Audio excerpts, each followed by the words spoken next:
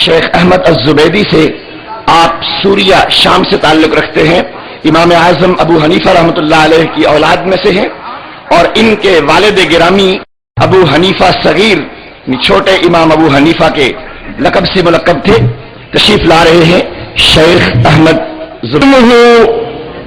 الشيخ محمد طاهر القادري، وقد أسس الآن مجددا، هذا قول الشيخ الكيلاني، وقد أسس الشيخ طاهر القادري مؤسسة إسلامية قرآنية عالمية اسمها منهاج القرآن.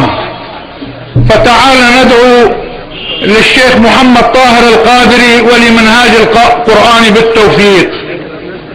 والحمد لله يثلج الصدر أن نرى هذه الجموع الغفيرة من السادة العلماء ورجال الله الأتقياء يهرعون إلى منهاج القرآن، يلبون دعوة الشيخ محمد طاهر القادري.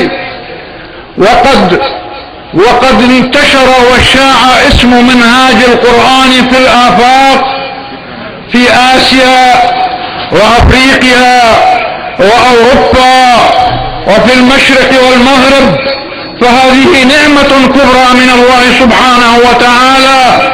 ونحن نتوجه إلى الشيخ محمد طاهر القادري بأسماء الاحترام والتبريك بهذا التوفيق من الله سبحانه وتعالى، وذلك بفضل تقبل الله سبحانه وتعالى دعوات الشيخ الكيلاني لمريده الشيخ المخلص العالم الصالح الشيخ محمد طاهر القادري حفظه الله.